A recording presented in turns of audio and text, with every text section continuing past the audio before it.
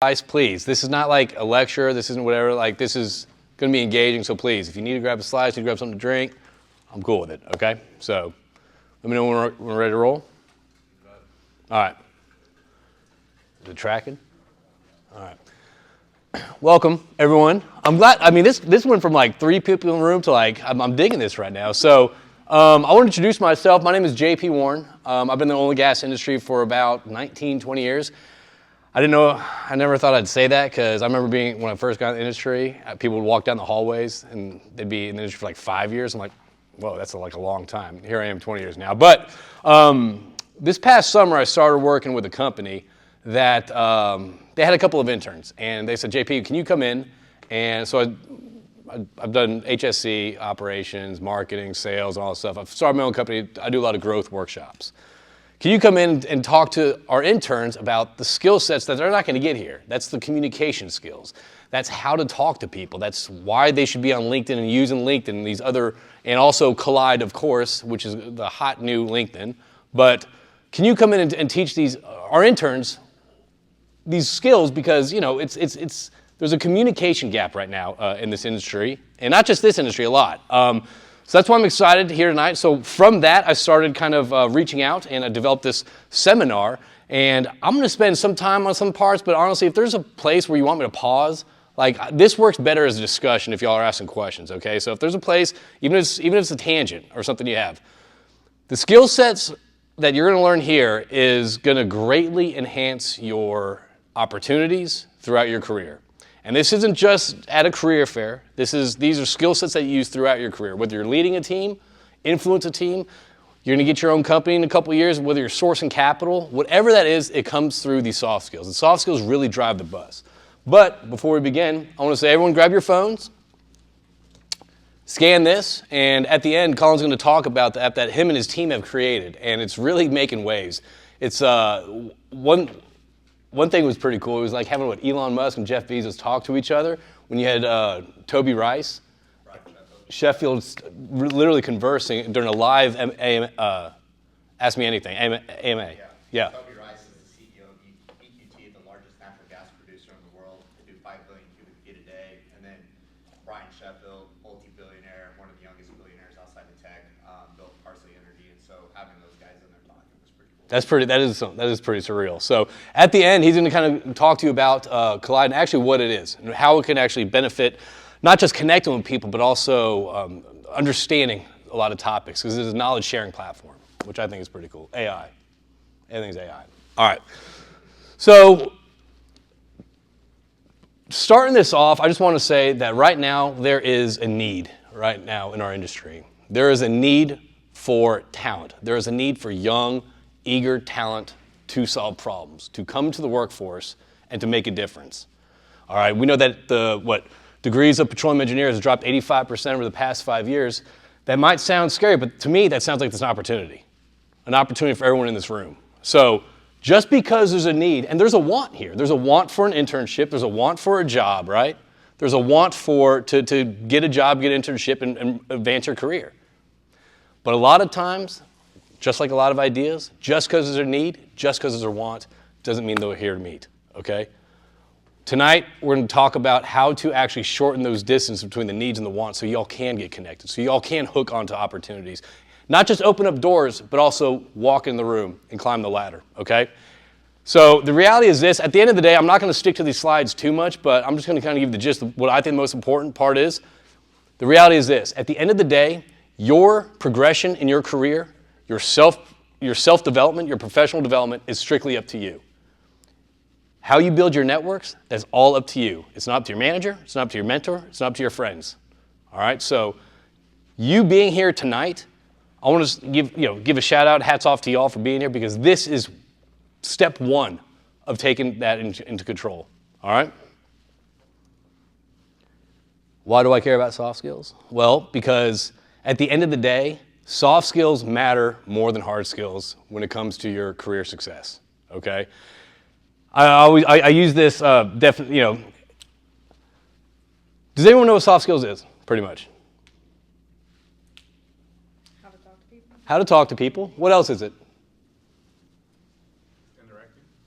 What? Interacting. interacting with people. Yeah, so soft skills is pretty much how you connect with people, how you communicate with people. And we're living right now in a time of we're really good corresponders. We're really good at text messaging, we're really good at emails. We've gotten really good at corresponding, but however, that has made our communication skills suffer. All right, so the thing is though, communication skills are exactly that. It's a skill set. Welcome. We got pizza and drinks over there, and just grab a seat over on this side and join us. So, yeah.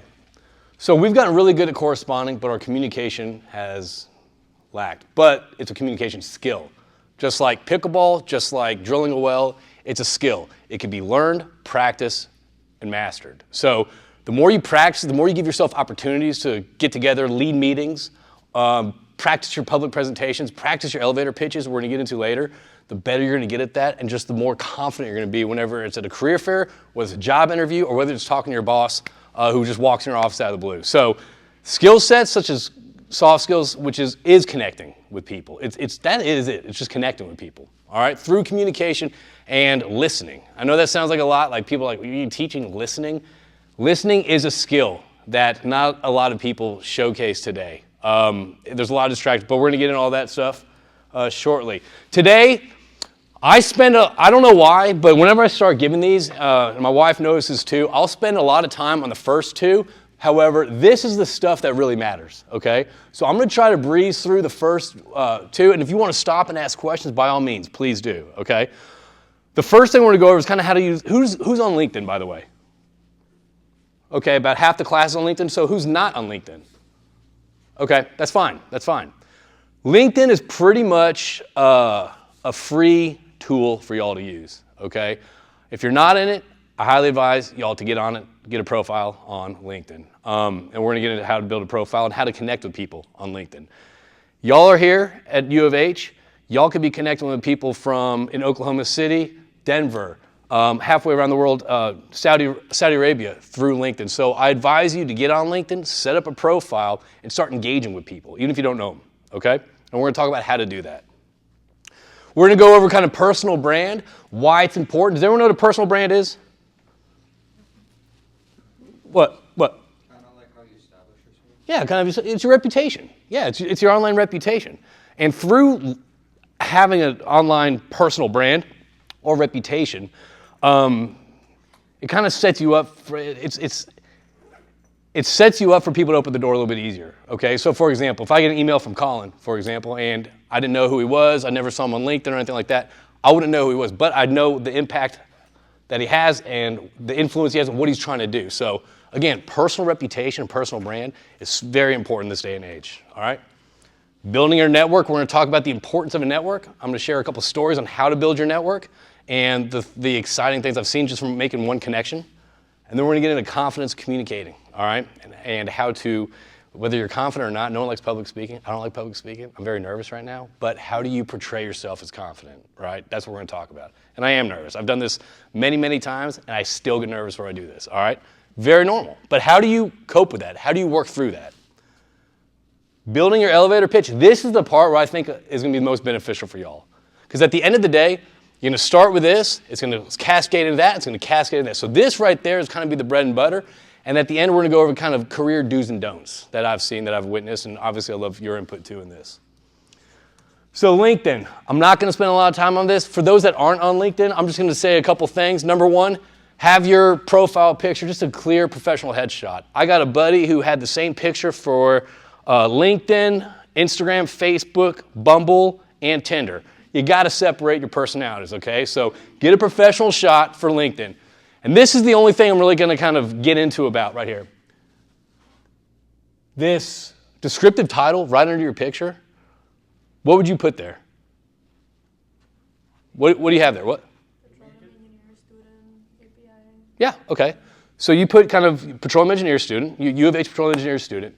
However, this helps you out when it comes to like the algorithms or headhunters looking and stuff like that. Put what you're aspiring to be. So it's U of H petroleum engineer senior aspiring to be a drilling engineer or aspiring to be a reservoir engineer, you know? So put what you're aspiring to be. It makes you searchable with their algorithms, whatever they use, okay? concise summary. I mean, there's enough, I think there's enough YouTube out there to figure out what this is. There's enough ChatGPT out there to put all that stuff. But this is really your living resume, okay? I advise just to get on this, get your profile picture, get your descriptive title, and start engaging with people. There's going to be a lot of people, a lot of professionals, and the best way to do that is ask a question. People love talking to students. People love talking to the next generation. So all you got to do is just ask a question. So why do you, I mean, again, I don't want to stay on this. I mean, you use it for all this. You use it to network, you use it to connect with people, you learn it to get industry insight, what's going on inside the industry. So take 10 minutes, so rather than scroll one social media site, scroll this. Start engaging with people. Start engaging people in Houston, at companies you wish to work at, that you wish to intern at. So Diamondback, for example, that's something that you might want to reach out and start connecting with a couple of people from Diamondback, right? Just introduce yourself. I'm a student at U of H. I would love to kind of get 5 minutes of your time to just learn how you got to where you're at. That's the best way to kind of get people's attention, is literally just ask for 15 minutes, because knowing the oil field, you'll probably get 2 hours, but ask for 15 minutes and ask questions. What's your advice for me to pursue being a drilling engineer at your company? What's your advice for me if I want to pursue this path? People will stop and talk to you because they do want to share their insight. Also, people like talking about themselves, okay? Don't be hesitant and don't be scared to reach out to people, all right? Because at the end of the day, the one feedback that I get from a lot of people, it's like, well, I don't know that person. I don't know how to, I don't know that, I have to meet that person before I connect with them. I have to meet that person before I engage with them. That's not true. Connect with people, engage with them, start talking to them. That's how you're going to build those connections, especially sitting in a classroom in the University of Houston, okay? Personal branding, job search, I mean, all this stuff is through, can be achieved through LinkedIn. Personal branding, Colin, you might have to help me out with this. I mean, at the end of the day, you've done a phenomenal job. We know a lot of people have done a phenomenal job at personal branding, but maybe you could share with me the power, like your observation on the power of a strong personal brand or online reputation. Yeah, I guess I'll come up here. Can you introduce yourself too? Yeah, hey everyone, my name's Colin, founder and CEO of Digital Wildcatters. So, a couple things. I think you just need quick context on my background. So, I actually didn't go to college or university. I went straight to roughnecking on drilling rigs out of high school. I grew up in Midland, and over 10 years, worked my way up oilfield services, and I ended up building a large social media following and podcasts. And so, built up 70,000 followers across Twitter, TikTok, and LinkedIn. And it's been the most powerful thing in my life, just talking about what I'm working on, what I'm building, being a good storyteller. And, it's like before everyone showed up, me and JP were talking about this new private dinner club. It's called Park House. And I was there with the CEO of an oil and gas company that just sold his last company for $600 million. It's like I know all these CEOs and executives that are my close personal friends now, all because of social media and quote unquote building a personal brand. And and this is something that anyone can do. Like, you don't have to be, some social media whore like me and be out there, constantly posting, creating content, doing these types of things. But a great example is our friend Yoshi. She's one of the smartest reservoir engineers out there, and she has a podcast called Petro Papers. And she has built a great brand and following for herself in the industry and established herself as an authority. Like you just heard, like I brought up Yoshi. I'm not talking about David or Susie or anyone else. I bring up Yoshi because she's done such a good job of creating value and putting out content. And so one more thing that I want to add is, JP's talking about the benefit of LinkedIn. When I moved to Houston in 2014, I didn't know anyone. And I thought LinkedIn was awesome because I could just get on there and see people's backgrounds, and I could send them a message asking if they wanted to go grab lunch or coffee. Like, one thing that I encourage everyone is there's very few times where I've ever sent someone a message asking if they want to talk and they say no. So don't be afraid to just message people and connect and build your network. I think that I am the epitome of building a career off of your network. I promise all of y'all are more technical and smarter than I am. It's just that I know people, and that's how you climb up the ranks and build up your career. So you want the technical skills in engineering, finance, software engineering, all of these things, but it's really the soft skills in building your network that's going to make you money over time and allow you to build a career. And Yoshi, the thing about her platform is and we're going to get into kind of how to build your personal brand, but one thing, at the end of the day, it's being curious and it's asking questions. okay? And what she has done, all she does is provide value. She tries to answer and help people that are trying to get in the industry, that are trying to pursue the oil and gas industry and a career there. So what she does, it's never about like, oh, this is me, look at me. It's always, here's how I'm helping out, or here's how you can help. Here's some insight that I have. So again, when you are engaging with people on LinkedIn, what's going on? Hey, how's it going? Pretty good. When you are food over there, just grab a seat. Make sure you check in though, right? Right? So when we are talking about content, okay, or we are talking about building a brand, it really does fall kind of in 3 buckets, okay? I mean, first off, 4 buckets. Number 1 is self-promotion, but that doesn't really get you anywhere, okay? No one, at the end of the day, no one really cares what you're doing, all right? However, the 3 buckets that I find that does add value to people is number 1, is it valuable? Have you learned something, all right? Have you learned something that you can discuss and share, maybe help one person understand something a little bit better, right? The second thing is, what experience have you had? So if you've had an internship, how can you share that experience with someone out there? Or how can you use that internship to actually connect with someone at that company and maybe further your connections and networks there, right? And the last one is being vulnerable. Actually, even with people who hasn't had, no, it's okay. Who hasn't, I know Houston traffic, so I'm okay with being late. So who has, that's what I always do. Who has not had an internship? Okay. You can actually use your lack of experience as a key to start having a conversation. So even your lack of experience, how would I get an internship at, if it's not your company, at a company? What advice do you have for me? And really right now, where y'all are at, that's kind of a great way, a great foundation to start those conversations. Just start asking people advice. Like, why not? And again, whether someone responds to you or has time to respond to you, that doesn't matter. It's a numbers game. Keep on trying to knock on walls. Some people can be receptive, some people won't. But I guarantee you the majority of people, if we see student, if we see engineering student, they're going to take time to talk. All right? That's the exciting part. This bucket, I think, is looked over. It's being vulnerable. All right? We're all human. We all face similar challenges, similar struggles. And honestly, we don't know a lot of things. All right? However, in the industry, the oil and gas industry, a lot of people would like to believe that they know everything, and that's just not true. But also, showcasing your lack of knowledge on a subject. That is, people will chime in and dive in and try to help you out with that. So again, being vulnerable, sharing some experience, that's a good way to start just connecting with people on LinkedIn. It's very easy once you start doing it. And honestly, it's going to be uncomfortable at first. Just start doing it. Like even if you don't know, just jump in and chime in. Be comfortable being uncomfortable. This is something new that my wife decided. She suggested to me to throw in resume tips. Do y'all want to go over resume tips a little bit? Yeah? Okay. All right. You've looked at a lot of resumes, so you can kind of help me out with this. So building resumes, I'm kind of going to go, this is the first time I'm actually going over this with y'all, but this is just stuff that I've talked to, whether it's recruiters or whether it's kind of do my own research. So obviously we can utilize AI tools to build out your resume, right? However, it's also one of those things where you have to make sure that you're not just relying on AI, all right? AI is not going to make you creative. AI is going to funnel your creativity, okay? So utilize AI pro tip. It can be a great starting point, but always personalize the content. So match your resume up to the job you're trying to get, all right? It's not one blank resume going out to everyone. You're not casting out like that. The more you customize it with keywords, with jobs, with locations, the better chance you have, all right? Again, that ties into this one. I don't even know what JobScan is, but there is stuff out there. And also there's professional resume people to review it too. And also we'll send the presentation out as well, so you don't have to be taking pictures. When you're talking about your resume, don't make it bland, action-packed. So for example, it's like, I was part of a team that implemented this drilling software to this group. No. Implemented software that saved 15% drilling efficiencies.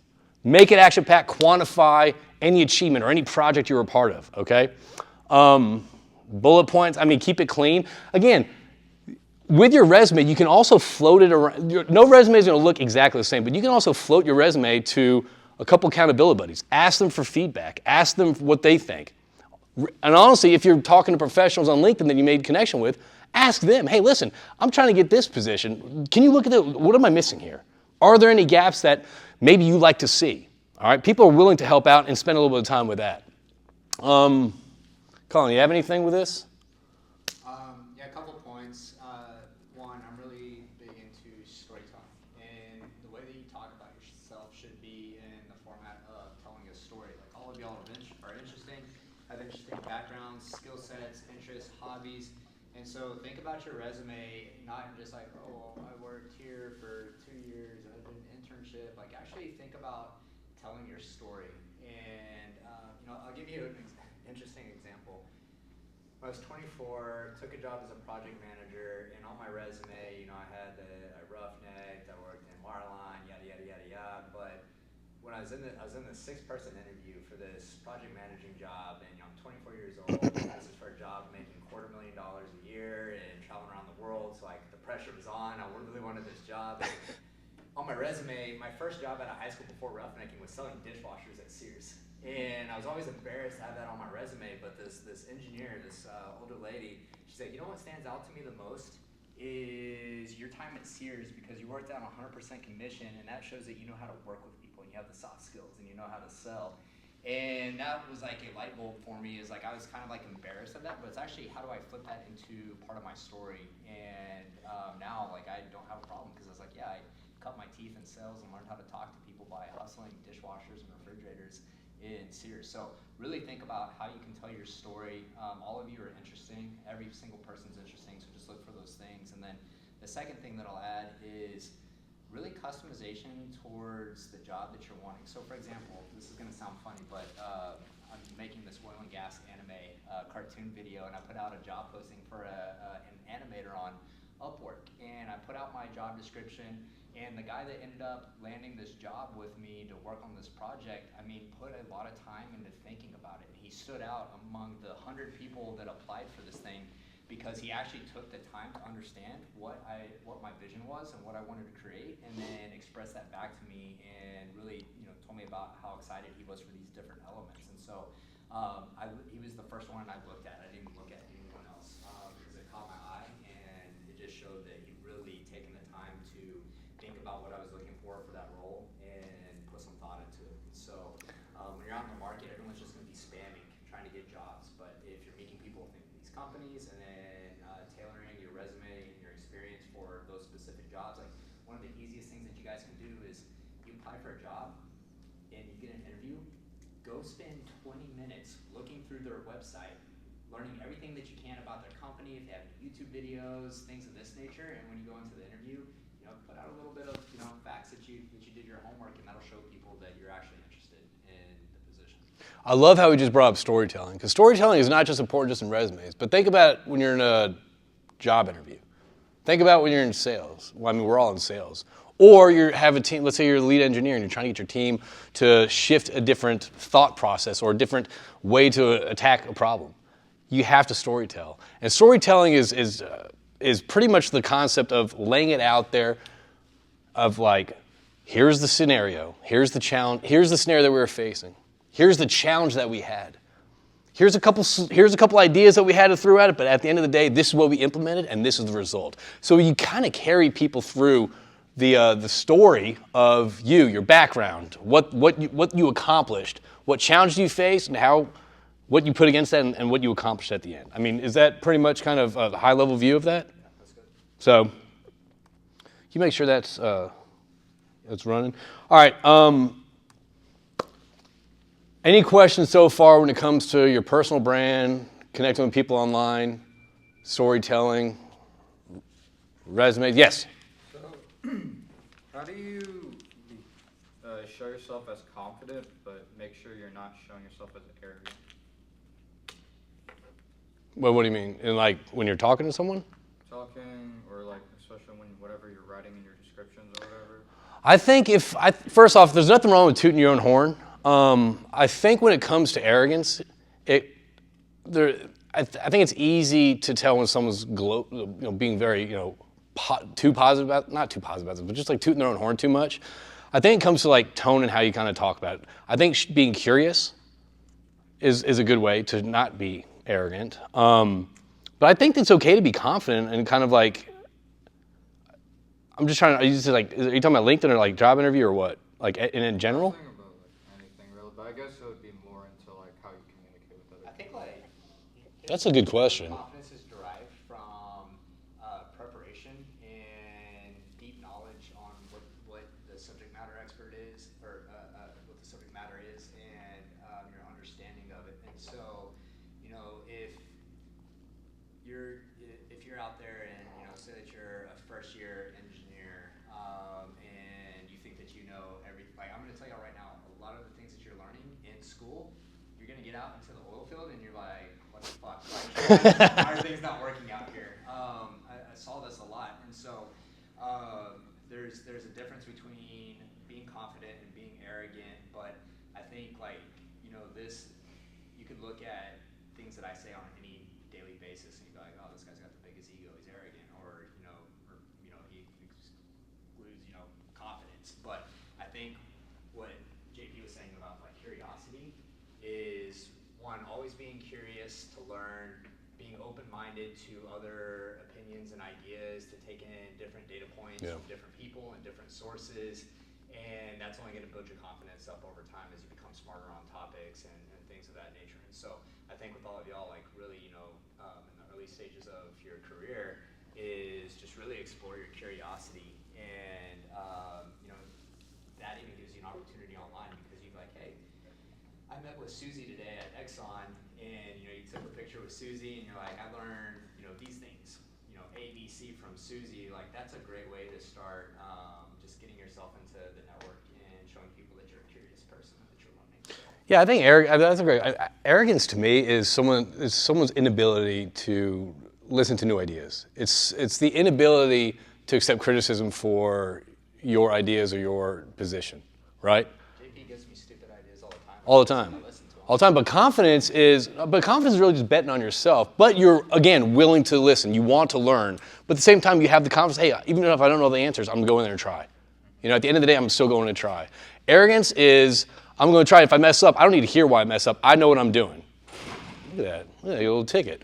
So confidence is believing in yourself, is whether you know you're going to achieve it or not, it's still marching forward. Arrogance is marching forward blindly, not listening to other people's advice because you know it all. All right? No one works well with a know-it-all. All right? So when we're talking about building your networks, I think this is kind of where it starts kind of really impacting your trajectory in your career. Your networks, and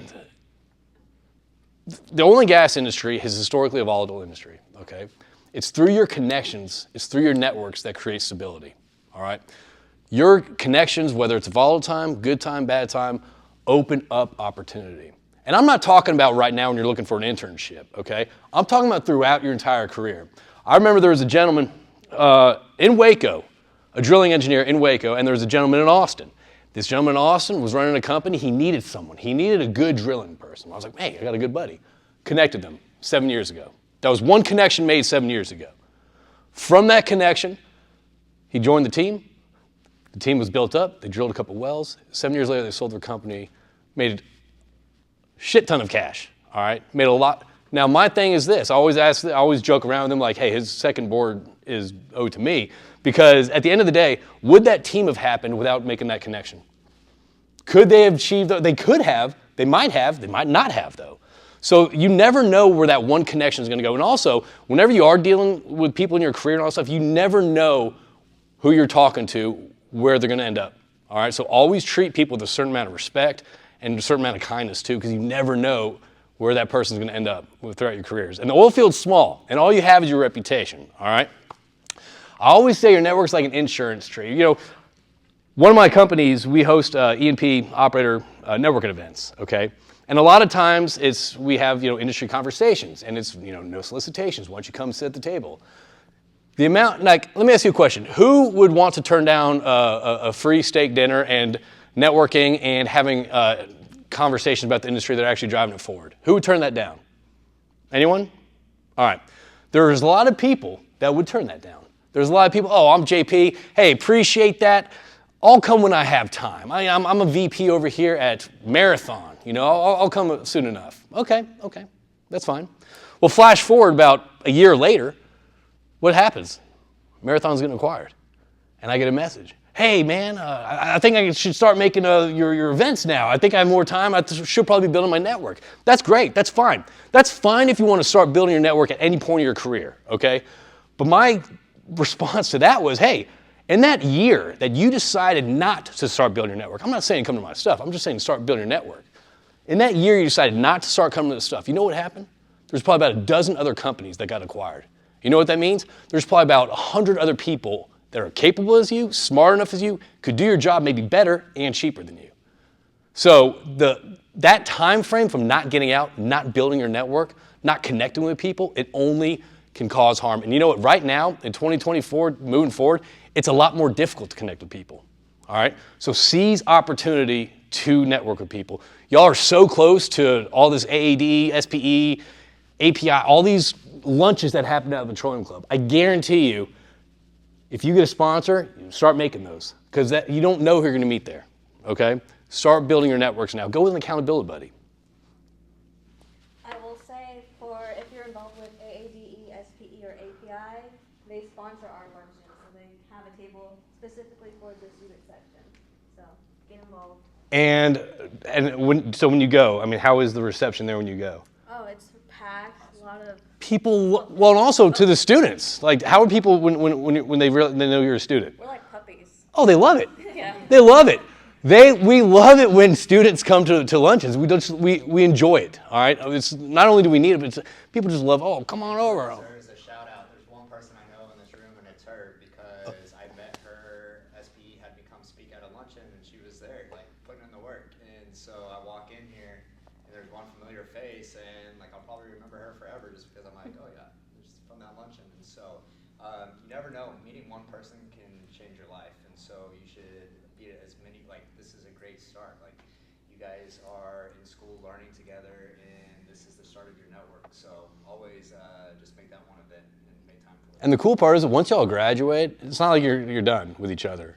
The industry is small enough where you're going to be bumping into each other. You're going to be running into each other at events and all that stuff. That's the cool part. Not just students from this school, but all these. So you're right. You don't know. One connection could start a good conversation, could lead to a good idea, could lead to starting a business, taking a chance. You don't know where that one connection can bring you. All right. So work on your networks now. A lot of people say, hey, I'll work on my network when I need it. When you need it, it's way too late. I always say, I say this, I like this because I made this up. But I also say your network's kind of like, you don't build your network. It's like planting a garden, right? You don't plant a garden when you're starving, when you need that food, right? When you need the nourishment. You plant that when you have the time, when you have the energy and you have the effort. All right?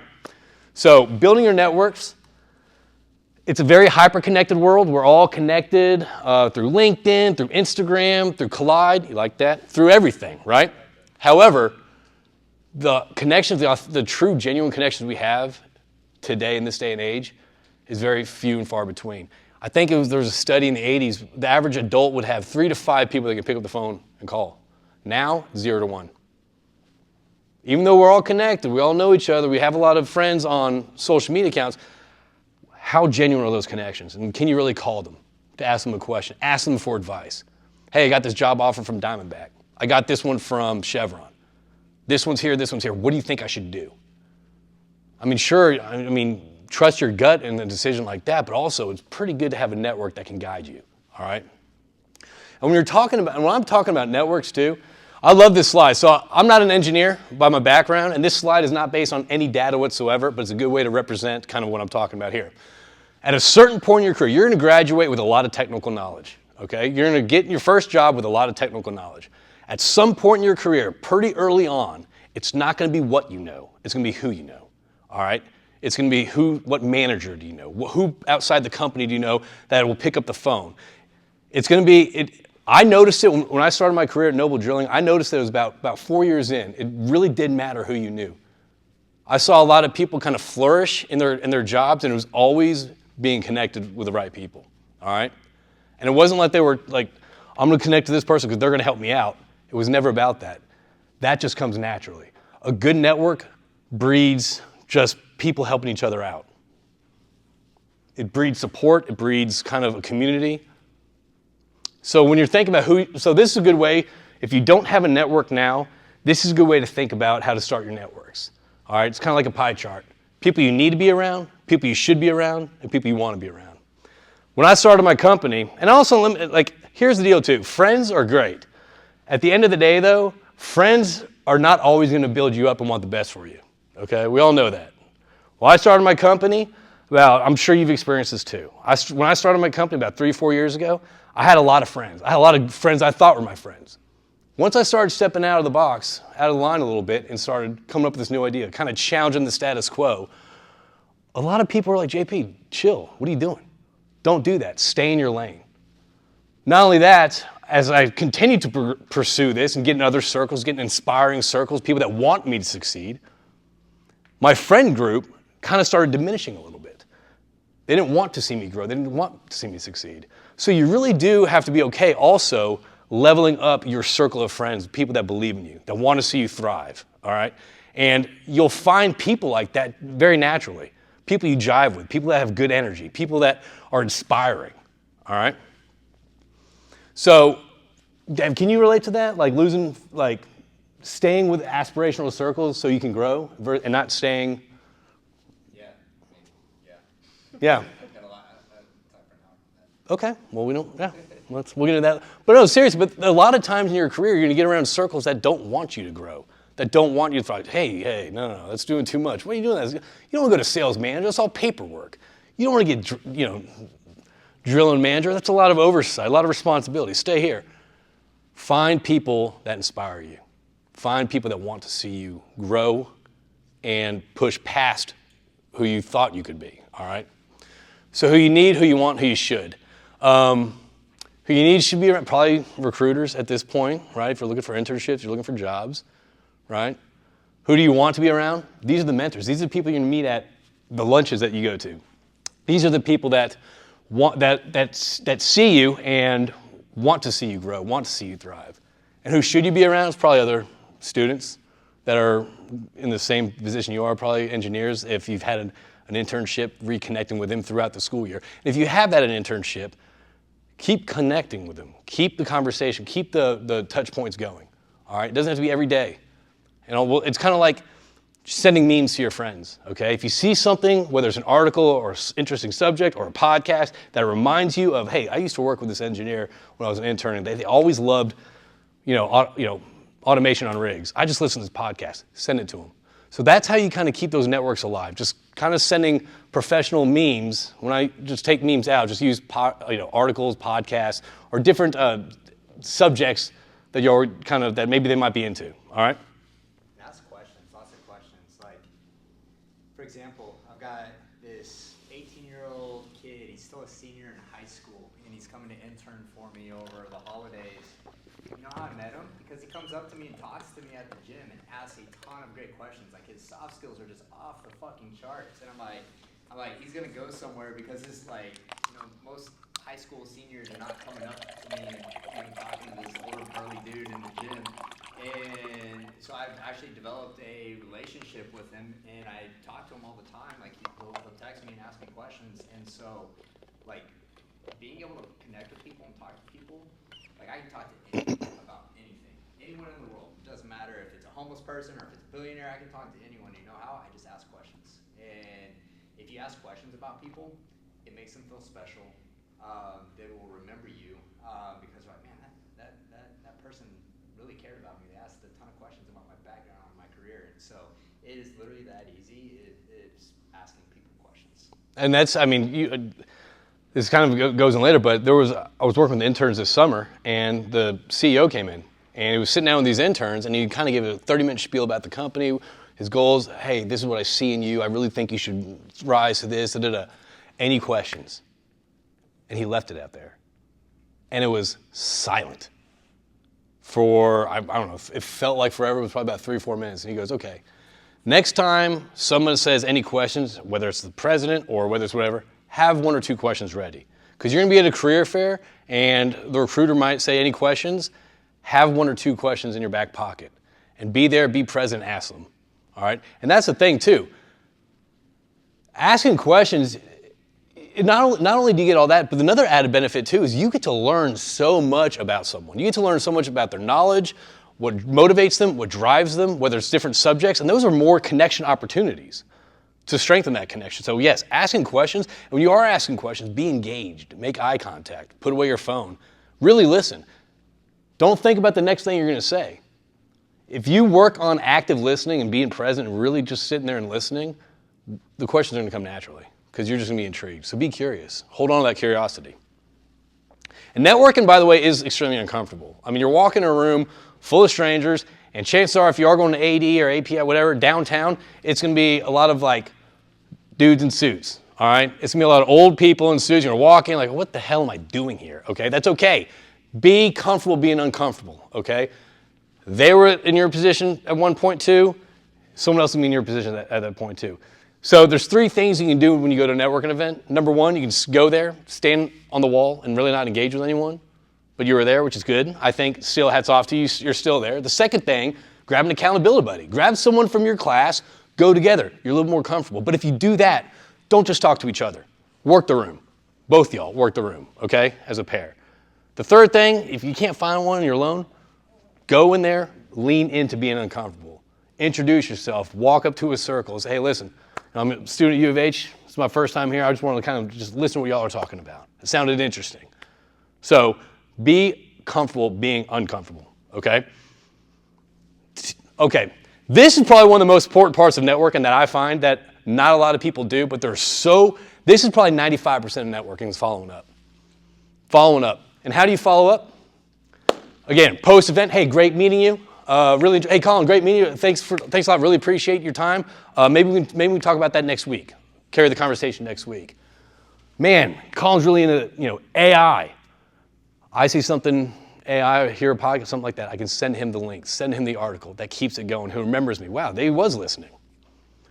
If you can help someone out, I mean, try that. Continue the conversation, staying connected. So again, if you have an internship, it ended in August, keep the connection going throughout the school year.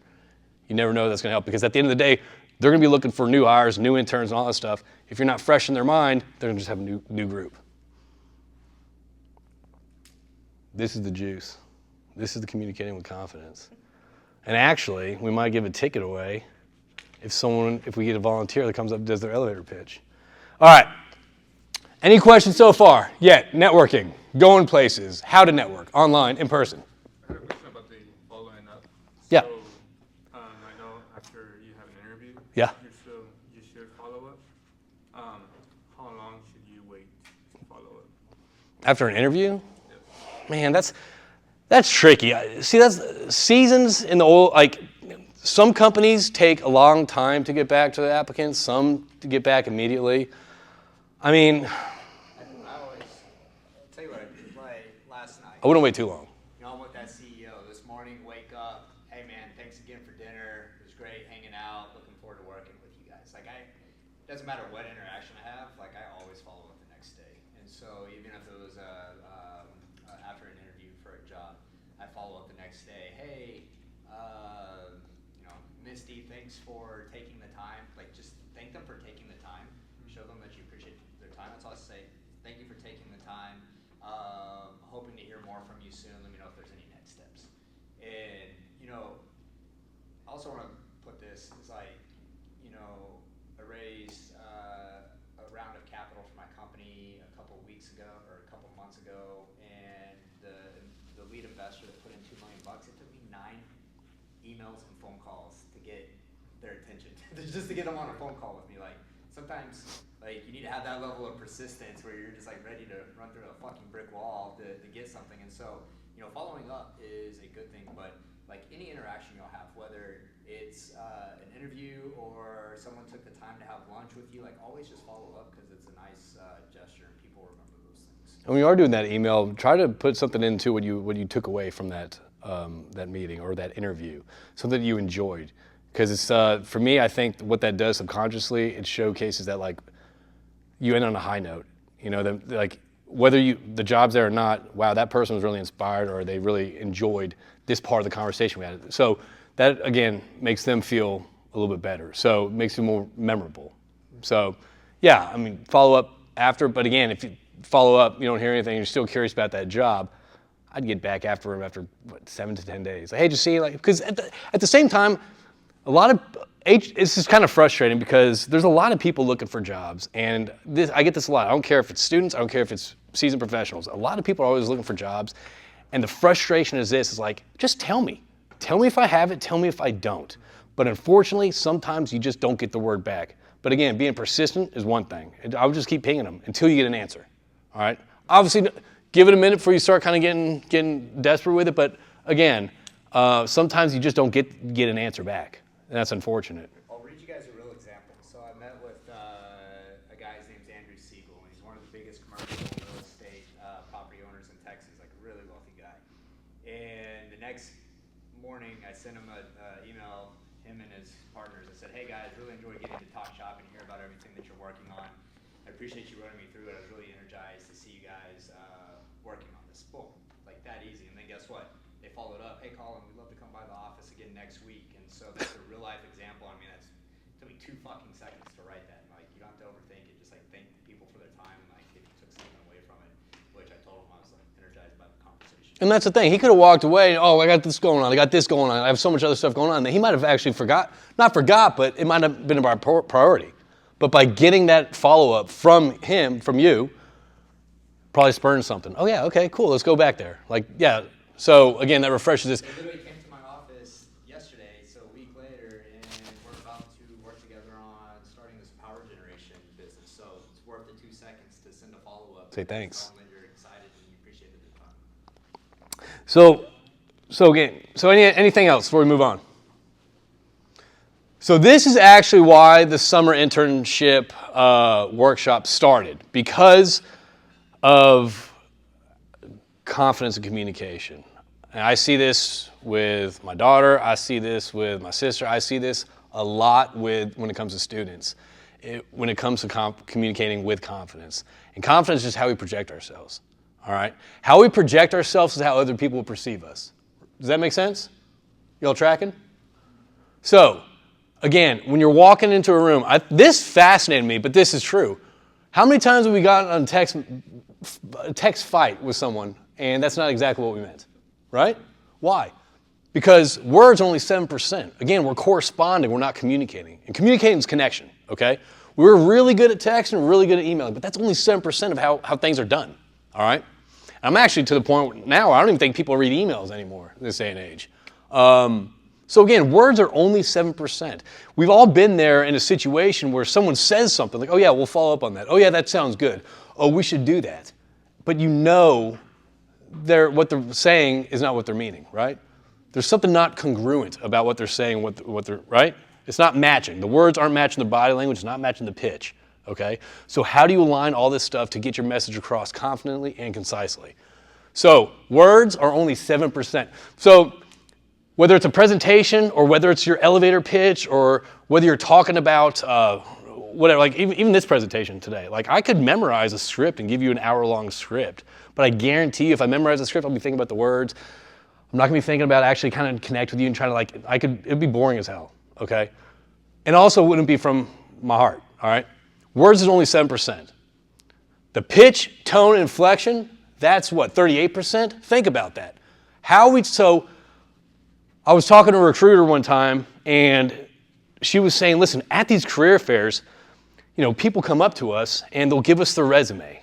They'll give us their resume and they'll say, here, my name is John Smith. My name is JP. I'm a U of H. I really, really, really do want to work here. I'm really excited for this opportunity to work at your company. I think it'd be great. Yeah, okay, great. So where's the inflection? Where's the pitch? Where's the tone? Do they sound exciting? I don't know. Do they sound like they want that job? I don't know. Try to work on how the words and the inflection and the tones that you use. There's something called, I don't even know what it's called, but it's if you end your sentences, how many times, so when you hear someone, they end their sentences on a pitch up where they go, yeah, I think I really want to work here. Oh, I would totally, yeah, that sounds like a great idea. When you end your sentences on a pitch up versus bringing it down, you sound less confident and less authoritative. However, when you bring it on a lower note, when you inflect on a lower thing, a lower tone, it comes across more confident and authoritative. I really want to work here. I could really do this for your company. I would love to add value to your team. Or I'd love to add value to your team, right? Do you understand? So I know it sounds small, I know it sounds minor, but simple stuff like this can help carry your message across, all right, and make you sound a lot more confident, okay? Body posture, eye contact, nonverbal cues, I swear, work on all of these, but work on this the most, okay? I know it's nerve-wracking walking these networking events. It's nerve-wracking walking me in front of a room like this talking to y'all right now, all right? But how you conduct yourself, how you walk in that room, adrenaline starts happening. Your breath starts getting faster and faster. And you start kind of slouch. You kind of get smaller, right? You don't want people, oh man, they're going to really notice my flaws. Oh man, I'm a student. They're really not going to see me. Oh, they're really going to see my lack of knowledge in this. You start kind of building yourself down. So even if you have to fake it till you make it, there's some truth in that. How you project yourself is how people perceive you, okay? So again, if you have to I'll do some presentations where I'll go in the bathroom, and this sounds stupid. Who's seen Ted Lasso? Yeah? You seen Ted Lasso? Remember when the manager did that big bear? There's that and there's the Superman pose. Studies show that it increases testosterone, increases confidence. If you just stand there for it sounds stupid. It does. But it's true, it works, whether you like it or not. I was at that AED, sold out AED, IDC, 260 people, lunch. Just got back from traveling, Midland, so I'm tired. I was nervous as hell. I had to slow my breathing down. I had to do the big posture, do the Superman pose, just because that gave me the confidence to go up there. And I don't know what I was talking about, but hey, it was a great, great panel, just because I gave myself the confidence and the prep work before versus getting up there and letting my adrenaline take control, okay? So understand your body posture whenever you're sitting down during an interview, whenever you're shaking someone's hand at a career fair, all right? You want to be present. There was this one gentleman I was working with this summer. We were working on body posture and fidgeting, and he would always fidget to the point where, so the first time I was working with him, he's like, yeah, I kind of want to work on, my body posture, and, he started doing, I was like, dude, stop. First off, stop. Stop fidgeting in your pocket, all right? I know you're nervous. I know you have a lot of energy to expel. Stop fidgeting. Well, what do I do during my presentation? We have a lot of energy.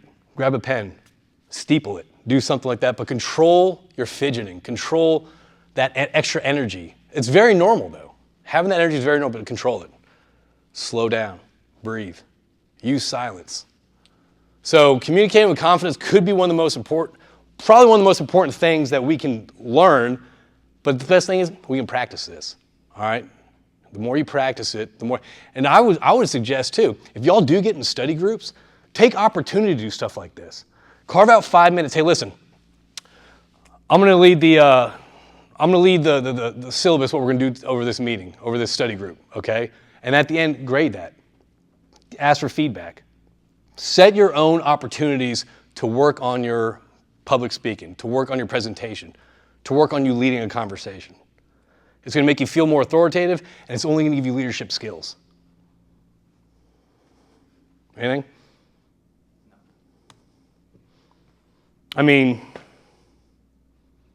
Any questions on this? On body language? Again, 55%. That's crazy. Varying your pitch, maintain a steady pace, project. So you got to think about this. So this was kind of designed around the concept of a career fair, okay? Think how career fairs are. Are they calm and peaceful, or are they just kind of a mosh pit with thousands of people in a room all competing for time, right? So how do you separate yourself from the competition? Because here's the deal. Even though there is a huge opportunity out there for everyone in this room, it's still very challenging. It doesn't mean that people are just giving out jobs. Oh, you have a degree and here's a job. It's still very challenging. So how do you stand out? How do you separate yourself from everyone else? All right? That's going to be how you project yourself, how you carry yourself, and also what we're getting into next, your elevator pitch. All right? Where are we on time? 7. So 30 minutes. Dang. All right. I'm just going to go over the elevator pitch because I think, again, I feel like I should have stayed on this because I love this stuff. Okay. No, not active listening. All right. Elevator pitch. This is the stuff. Does everyone know what elevator pitch is? Kind of, we've all heard of it. All right. You can use this. It's not just for career fairs. That's the thing. It's not. Do you use the elevator pitch every time you meet a potential investor or someone new about, hey, what does Doodle Wall Cutters? Tell the same story Same story. 5 times a day. But I guarantee, but you probably change a little bit depending on who you're talking to, whether it's an investor, whether it's someone curious, whether it's a student. So having an elevator pitch, I highly recommend start building yours tonight and start practicing it, okay? The more you practice it, the more confident you're gonna be, and it's gonna really set you apart from everyone else in that noisy room who's always competing for 5 minutes of that recruiter's time, all right? And usually the 5 minutes, I've seen it, y'all have seen it, it's someone with a resume, sorry for using the prop, it's someone with a resume standing there, and they're probably just like either hogging time or they're just, so this is how we're gonna differentiate ourselves.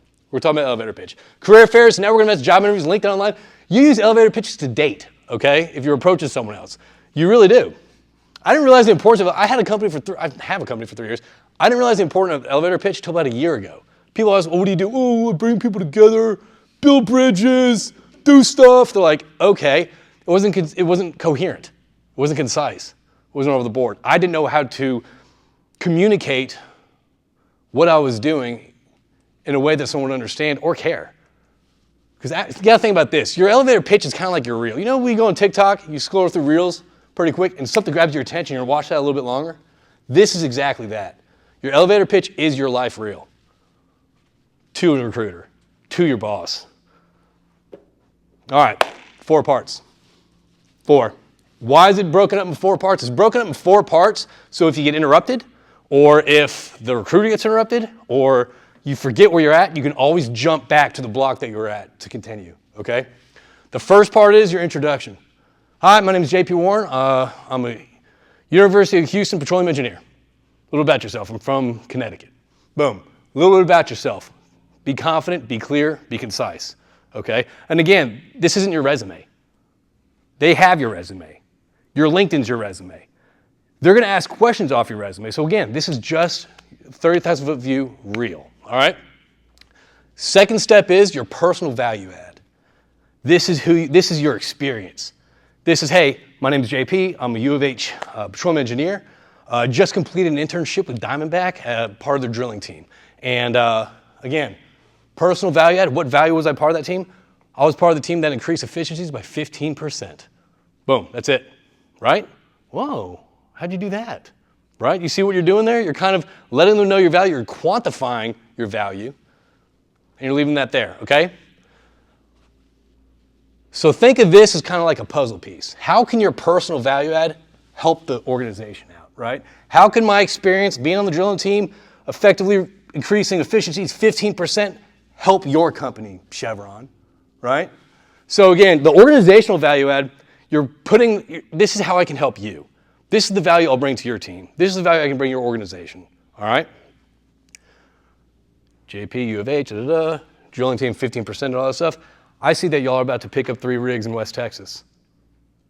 Do you think maybe my experience on increasing efficiencies could help your team out?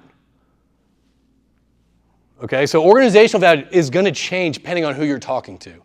Whether it's a recruiter, whether it's an investor, whether you're building your team, all right? So your organizational value is gonna change. Where would you fit?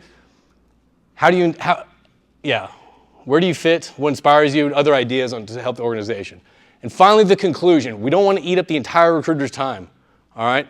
We don't want to do that. They've been there for 9 hours. They're probably talking to 100 different people, all coughing and all that stuff. Just leave it at that, all right? You will make a stronger impression if you close it out. And honestly, a lot of times conclusion is just as important as your introduction. All right, a lot of people don't know how to wrap things up and it just kind of continues on, it lingers. And when that starts happening, you kind of sound a lot less confident. You kind of sound, oh, where do I go from here? So your conclusion needs to be just as strong as your introduction, all right? When you're doing your conclusion at a career fair, get their information, all right? Thanks for your time. I look forward to following up with you, okay? So what you're doing, you're actually doing a call to action to talk to them again at a future point, okay? So introduction, personal, or conclusion, all right? And again, be confident, smile, eye contact, look them in the eye, all right?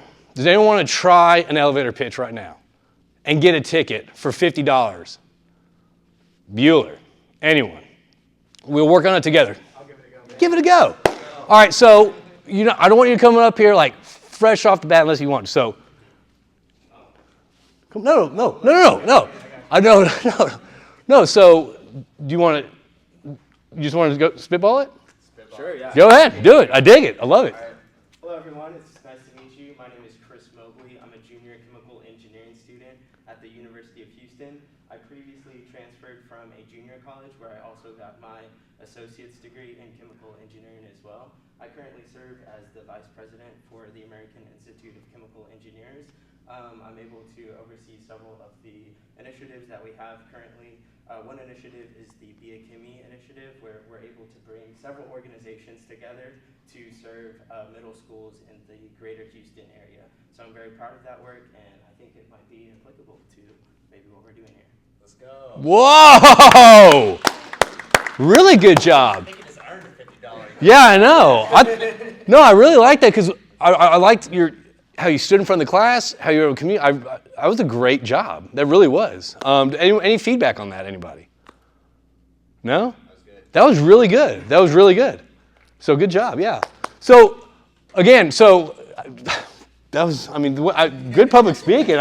Most people get there very, very nervous and kind of keep it in. Great job. Yeah, so everyone in this room, so you see that, you understand who he is, you understand what they're doing, you understand who they're involved in, how they're helping the community. Like, I got a lot from that. That's exactly what you could be doing too. And again, you're not listing your resume. Like, I graduated here, I did this, and that. You gave us enough where I want to learn more now about this. Like, okay, how'd you get involved in that? So that's where the recruiters start asking you questions. But again, that was such a good job of kind of explaining who you are, what you're involved in, and how you can help out. So hats off, seriously. So yeah, so practice this. Practice this on the car ride home, brushing your teeth. Build this out. The more you practice this, the more confident you'll be, and it's just going to flow. Especially when there's thousands of people in a room all trying to interrupt you to get to the recruiter's attention, okay? This is just a different way to see it. Intro, personal value add, organizational value add, conclusion. Reminder, start strong finish. Have 1 to 2 questions. Whether it's company specific or industry specific, always have a question or two in your back pocket, all right? Be interested. The whole curiosity thing we just talked about, same thing. Be interested, be curious. Smile and have fun, don't be a robot. People want to work with people that they like. People want to work with human beings. If you come across very stoic, I really want to work here. It would be so great for me to work at this company with you and your team. Smile and have fun. It showcases that you're a human, showcases that you're a person. People like working with personalities. This is kind of concluding this is the stuff that I've seen recently, and also stuff that's kind of helped me in career, kind of do's and don'ts of navigating the energy industry. And obviously chime in if you want. Number 1, be proactive. Don't wait on someone else to call you back. Don't wait on someone else to get back to you. Don't wait on, once this happens, then this will happen. Don't wait for your environmental factors to dictate your trajectory, all right, on how you're taking. When I started at Noble Drilling, I really thought that I didn't need to know anyone. I was like, I don't have to. Like, this is my company. I don't have to know anyone outside these walls. Very, very wrong. Very wrong about that. Be proactive in your development, all right? Get your elevator pitch down. This is straight from a recruiter. Have an elevator pitch, get it down, practice it, and get in there and deliver it confidently, all right? Research industries. This was given to many different, I guess, kind of here we have chemical, we have mechanical. Research different industries, see what's out there. Don't pigeonhole yourself in one versus the other, but I do say the oil and gas industry is a very fun industry to be in. Great people. And do communicate with people. Talk to people. Network. That's how you build bridges. That's how you learn about stuff, whether it's emerging technology. You don't want to get your news from LinkedIn. You want to be talking to people about this, all right? If it hits LinkedIn, you're kind of behind the times. You're knowing about it a little bit too late. These are through conversations, connections with people. Career fairs, don't leave with a company. Think about this. Think how many people they're talking to a day, a week, especially when they're going to university tours. Don't leave with a company. Get their contact information and contact them. Connect with them on LinkedIn. Watch your P's and Q's. There's a lot of open bars in this industry. There's a lot of happy hours, a lot of this. Watch your pints and quarts, all right? I know it's not, that's what P's and Q's is. Fun fact. What? I was going to ask. Yeah, P's and Q's are pints and quarts. Like, that's kind of where this came from. I've seen a lot of careers get completely derailed from someone having too good of a time. So I understand it's a happy hour and all that stuff. I mean, happens all the time, and it's bad. So I know it's a fun industry. I know there might be open bars. I know there might be suites or whatever that is. Just watch your intake, all right? We're there to have fun, not wreck careers, okay? All right. Don't wait around for shit to happen to you, all right? Go out there and get it. Take action. Be proactive with your careers, okay? And if you land a job, continue to grow, to continue to learn. Continue to connect with people outside your organization. Don't be stuck to your plan. My plan, when I was 24, I was getting my master's in France. My plan was to stay in France, help American companies get to France and burn heaters and drink wine at lunch. That was my plan, all right? My plan when I got to Houston and couldn't find a job was to get in advertising. My plan when I got a job at Noble was I want to go to marketing. Every time you stick to your plan with blinders on, you shut out opportunity.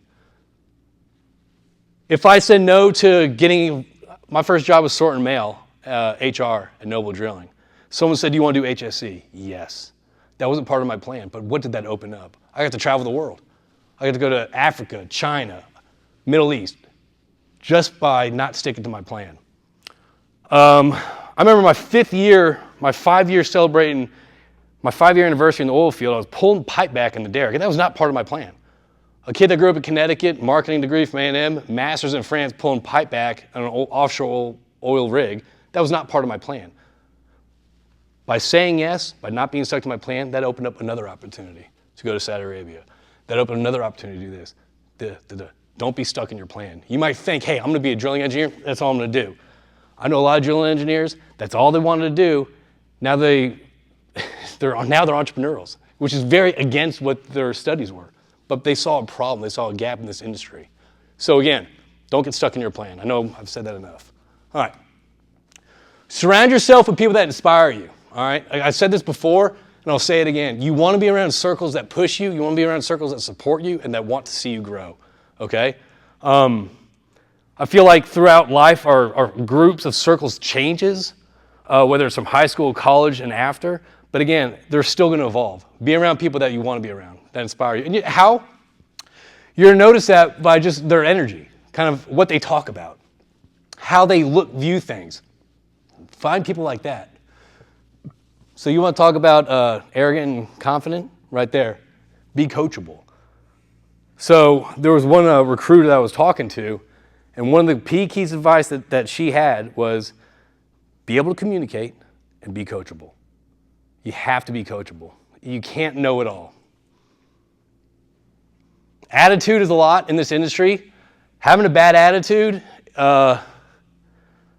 it's kind of cancerous to you and your team. It's definitely something that's looked at. A positive attitude, though, because here's the deal. Whether it's a positive attitude about yourself, positive attitude about the industry, whatever that is, the challenges you face, that kind of is going to start dictating how you approach challenges, how you approach situations. Something might seem like a challenge, but with the right attitude, you can overcome that. Don't get stuck with a bad attitude where it's going to dictate your career path. It's going to dictate the people around you, and you're not going to be part of that inspirational circle.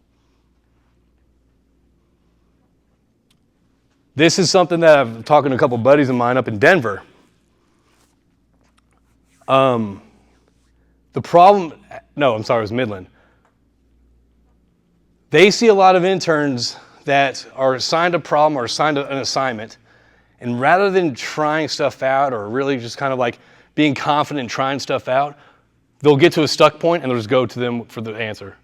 Try to work through it. Y'all are smart. Y'all are capable. I mean, y'all are smart. Y'all are smarter than me. I'm not the engineer in the room. Y'all are. So try to find the solution before you go seek help. Don't settle, all right? Don't get pigeonholed and stuck. Keep trying to improve. Keep trying to grow personally and professionally.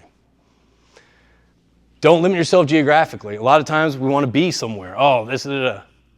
If you start limiting yourself geographically and start saying no to opportunities, whether it's halfway around the world, whether it's in Midland, no offense, Colin.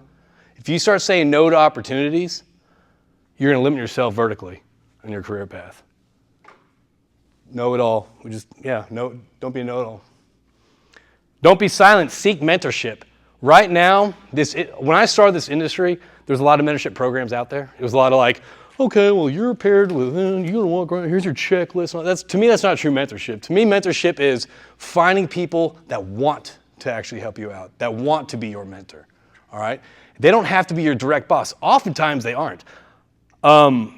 You find mentors really by, again, finding people that inspire you, good people to be around, good energy. Like, at the end of the day, that's what it is. It's people that you want to be around that are open, that want to take you under their wing and really watch you grow.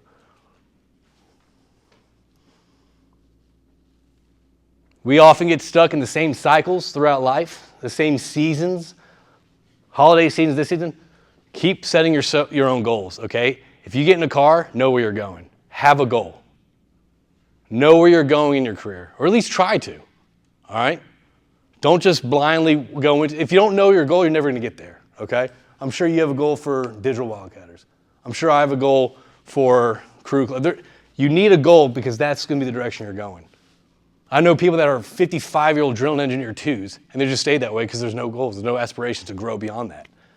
And they're probably the first ones to get let go too during a downturn. Be okay with not knowing everything, not knowing anything.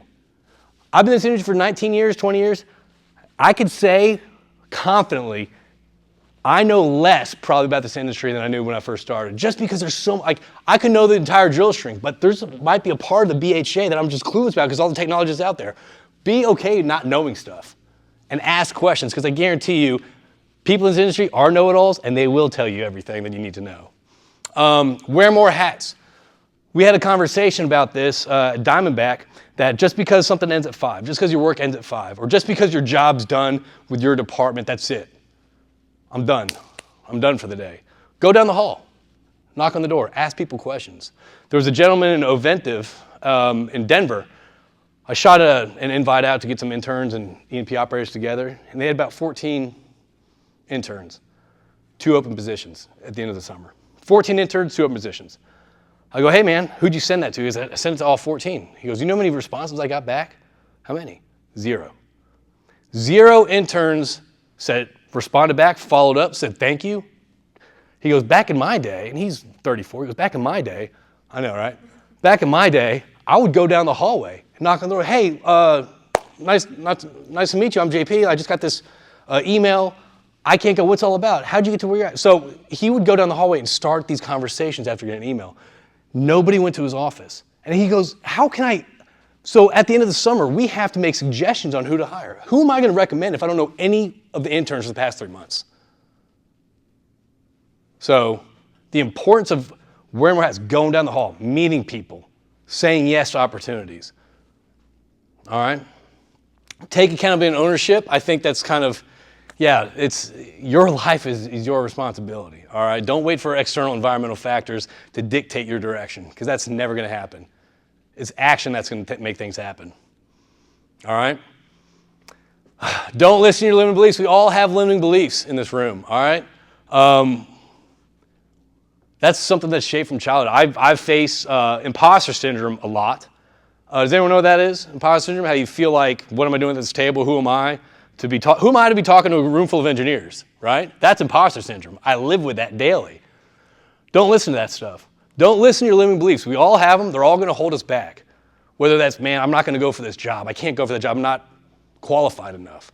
Or, man, I can never get that position. Man, I can't step out on my own to go with this idea, go with this dream, because no, I'm going to fail. I've never succeeded at anything like that before.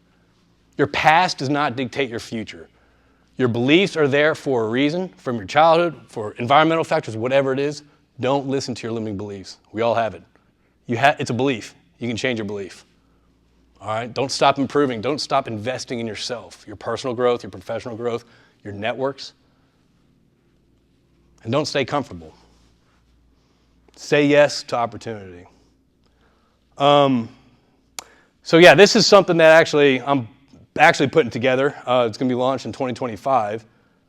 It's going to be a future leaders program. What I'm trying to do, I'm trying to get students like yourselves, and I'm trying to connect them with the E&P professionals, all right, for a mentorship program, whether you like like it or not. But this is something that I'm kind of putting together right now. It's still kind of in the works, but I'm letting y'all know about it because once everything's kind of up and running, I'll send it to you. And if you could send whoever is interested and can get involved in this.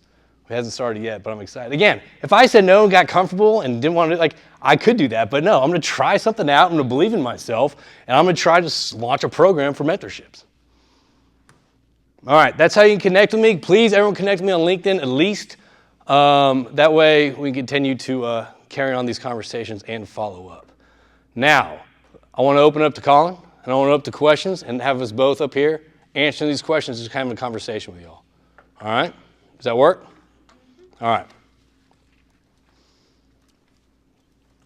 So, any questions about career fairs, communication, networking, anything, careers? Yes.